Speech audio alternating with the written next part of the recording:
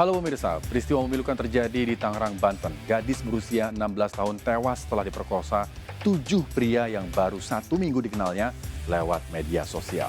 Saya, Rizky Hasan, kita berjumpa kembali di program Berita Kriminal. Bersama kita akan mengungkap dunia kejahatan dengan berbagai laporan kriminal dalam Sergap.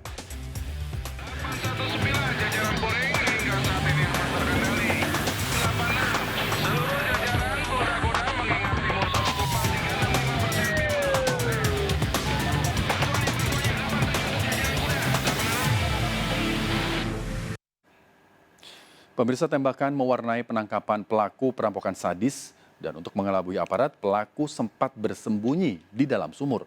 Pelaku terbilang sadis karena tak segan membunuh korban.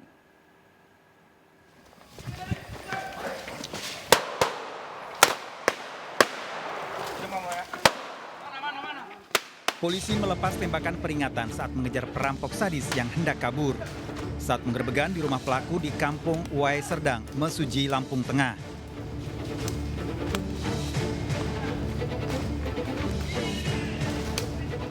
Untuk mengelabui aparat, pelaku bahkan nekat menceburkan diri dan bersembunyi dalam sumur di belakang rumahnya. Saat beraksi, pelaku dikenal sadis dan tidak segan menghabisi nyawa korbannya.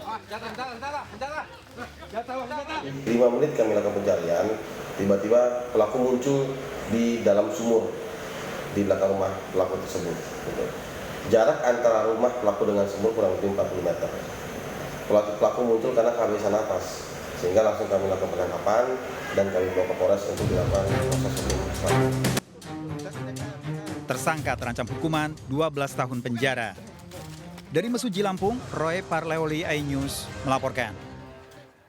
Pemirsa, kepanikan warga terjadi saat kebakaran sejumlah rumah di Bendungan Hilir, Tanah Abang, Jakarta Pusat. Sempitnya jalan di permukiman padat penduduk ini membuat petugas sulit mendekati titik api.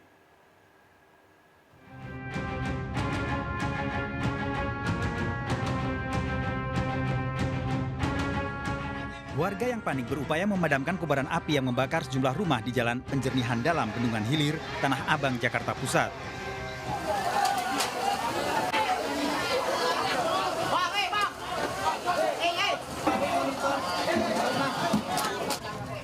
Warga memadamkan api dengan peralatan seadanya. Petugas pemadam kesulitan mencapai titik api karena lokasi kebakaran berada di gang sempit pemukiman padat penduduk. Kebakaran diduga akibat korsleting listrik. Api tahu membesar ya, kemungkinan dari arus pendek listrik lah. Gitu. Semua kurang lebih ada 6 rumah. Api bisa dibadamkan setelah 12 mobil pemadam dikerahkan ke lokasi. Tidak ada korban jiwa, kerugian diperkirakan ratusan juta rupiah. Polisi masih menyelidiki penyebab pasti kebakaran ini. Dari Jakarta, Rani Sanjaya, iNews melaporkan. Pemirsa, 50 kg sabu yang diselundupkan dari Malaysia nyaris beredar di wilayah Riau. Sabu masuk melalui jalur laut dibawa 4 pengedar dari Malaysia memanfaatkan kapal nelayan. Pengedar sabu diduga merupakan jaringan narkoba internasional.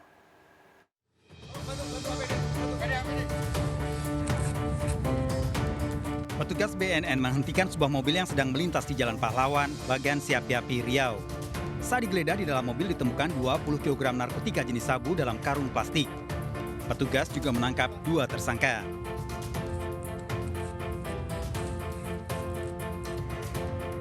Petugas BNN bersama Bea Cukai mengembangkan kasus narkoba ini dan kembali menangkap 2 tersangka dengan barang bukti 30 kg sabu di perairan Tanjung Leban Dumai, Riau.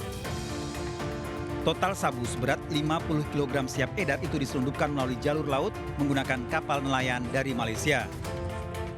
Jumlah keseluruhan 50 kg dengan tersangka 4 orang. Saat ini sedang kita lakukan pengembangan dan jaringan ini berasal dari Malaysia. Petugas masih mengembangkan kasus ini untuk mencari tersangka dan barang bukti lain. Dari Jakarta, Rio Manik, iNews melaporkan. Setelah aktor Dwi Sasono, kali ini artis Jerry Lawalata yang juga mantan caleg tertangkap karena kasus penyalahgunaan narkoba. Hasil tes urin Jerry dinyatakan positif methamphetamine. Jerry telah ditetapkan polisi sebagai tersangka.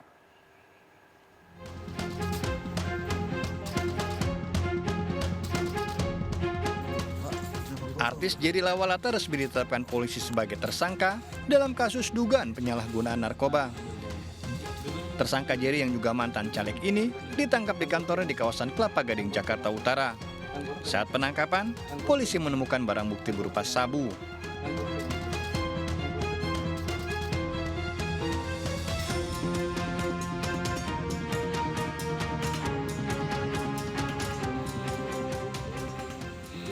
Hasil tes urin, Jerry dinyatakan positif metamfetamin.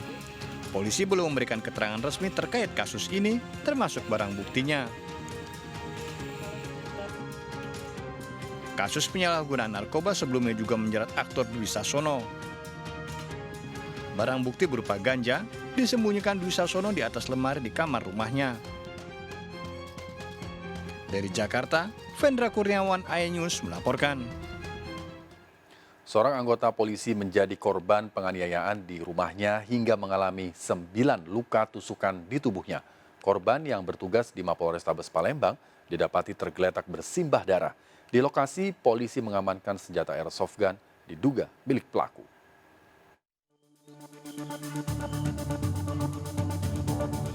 Warga digemparkan dengan penganiayaan yang dialami Ade, seorang anggota polisi di rumahnya di perumahan Ogan Permai Genteng Hijau, Jalan Gubernur Haji Bastari, seberang Ulu 1, Palembang. Korban Ade yang bertugas di Mapolrestabes Palembang didapati tergeletak bersimbah darah di rumahnya. Didapati ada 9 luka tusukan di tubuhnya.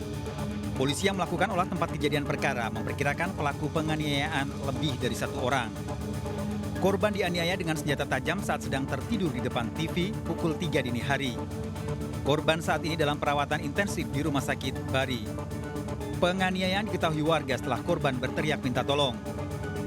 Tolong. Bapak lihat keluar? Belum berani kita keluar. Pas sudah Yang dipegang? dia ngomong, Pak, tolong bawa ke rumah sakit. Ini pistol pelaku katanya.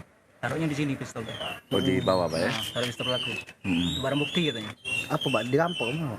Kata korban tadi apa, Pak? Di lokasi, polisi mengamankan senjata airsoft gun milik pelaku yang sudah dimodifikasi. Polisi masih menyelidiki pelaku dan motif penganiayaan ini. Dari Palembang, Sumatera Selatan, Muhammad David, iNews melaporkan.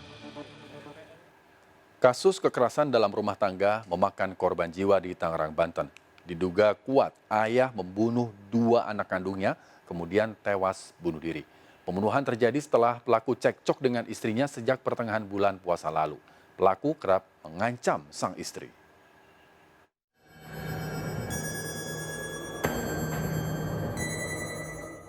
Pembunuhan sadis yang menewaskan 2 anak, NC 14 tahun dan GA 3 tahun di rumahnya di Desa Gembong, Kecamatan Balaraja, Kabupaten Tangerang, Banten, begitu mengejutkan. Ironis, keduanya diduga tewas di tangan Robi, ayah kandungnya. Duka menyelimuti keluarga saat pemakaman kedua bocah ini di Taman Pemakaman Umum setempat Kampung Sukamantri.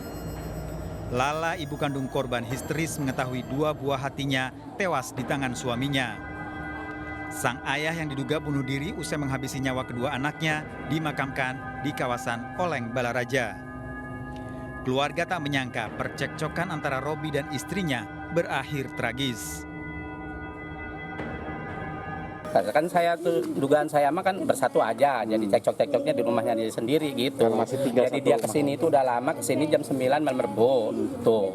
Jadi itu Lala suruh ke sana katanya gitu, suruh diam di sana. Lala nggak mau gitu itu menceritanya cerita keluarganya. Saya juga tahu dari keluarganya, emang saya keluarga tapi kan saya nggak tahu persis tadinya gitu.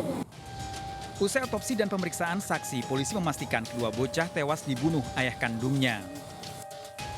Pembunuhan ini diperkuat karena rumah korban didapati terkunci serta tidak ada tanda orang lain di lokasi.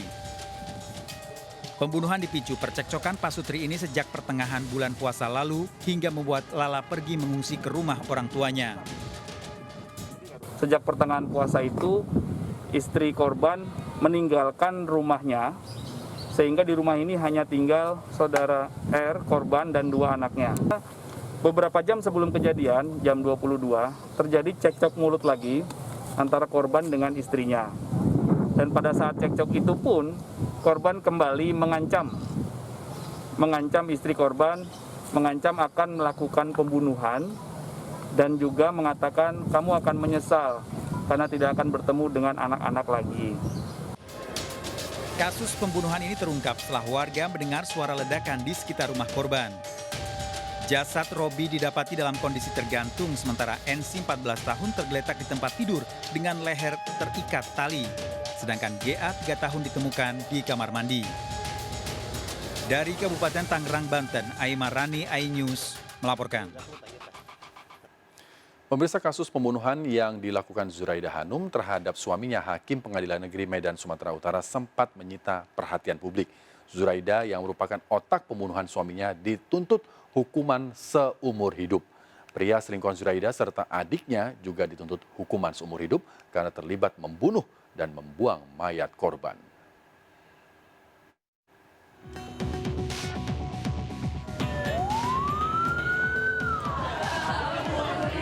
Secara sah dan meyakinkan bersalah melakukan tindak pidana pembunuhan berencana secara bersama-sama sebagaimana diatur dan diancam pidana pasal 340 KUH pidana junto pasal 55 ayat 1 ke 1 2 KUH pidana dalam dakwaan primer menjatuhkan pidana terhadap terdakwa Zuraida Hanum dengan pidana penjara selama seumur hidup. Jaksa penuntut umum membacakan tuntutan hukuman seumur hidup pada terdakwa Zuraida Harun dalam sidang pembacaan tuntutan di Pengadilan Negeri Medan. Zuraida dinilai bersalah telah merencanakan pembunuhan pada suaminya Jamaluddin, seorang hakim Pengadilan Negeri Medan. Sidang pembacaan tuntutan dilakukan secara virtual. Ketiga terdakwa berada di rumah tahanan Tanjung Gusta. Zuraida Hanum sudah dengar tuntutan pidana dari penuntut umum seumur hidup. Ya. Oke. Dua terdakwa lain, Jeffrey Pratama yang merupakan kekasih Zuraida juga mendapat tuntutan hukuman seumur hidup. Menjatuhkan pidana terhadap M. Jeffrey Pratama S. alias Jeffrey dengan pidana penjara selama seumur hidup. Rizal Fahlevi, saudara kandung Jeffrey Pratama yang dijanjikan hadiah umroh, juga dituntut hukuman seumur hidup. Menjatuhkan pidana terhadap terdakwa M. Reza Fahlevi dengan pidana penjara selama seumur hidup. Setelah Hakim Jamaluddin suaminya ditemukan tewas, Zuraida larut dalam kesedihan menutupi pembunuhan yang dilakukan. Bahkan Zuraida menceritakan rencana akan keberangkatan umroh bersama Hakim Jamaluddin. Itu sudah saya persiapkan semuanya. Bahkan punya saya sendiri, keperluan saya sendiri masih saya abaikan, saya utamakan kepentingan beliau karena saya pikir beliau kan sibuk, nggak mungkin mempersiapkannya sendiri. Cari gitu sampai ini dulu kakak persiapkan ya, kakak cuci biar saya simpan dulu yang rapi punya dia.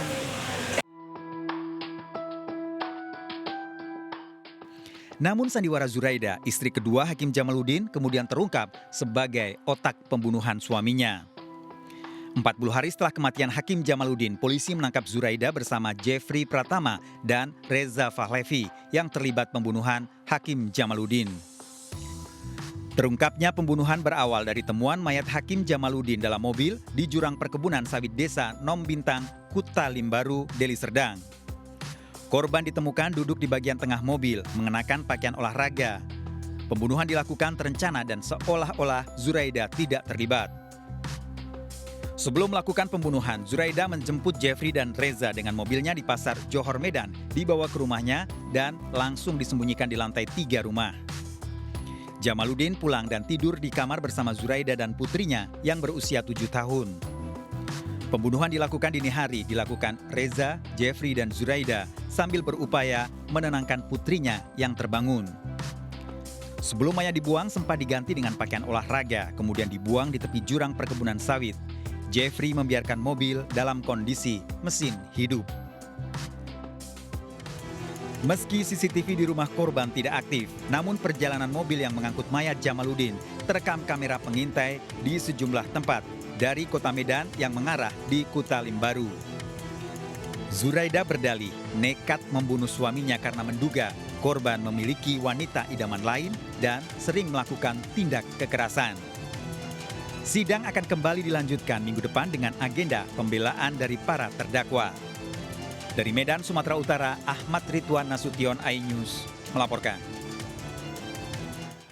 Tawuran dua desa terjadi di Cirebon, Jawa Barat. Selain menyerang dan merusak bangunan, sejumlah warga melakukan penjarahan. Informasi selengkapnya akan kami hadirkan untuk Anda. Tetaplah bersama kami dalam Sergap.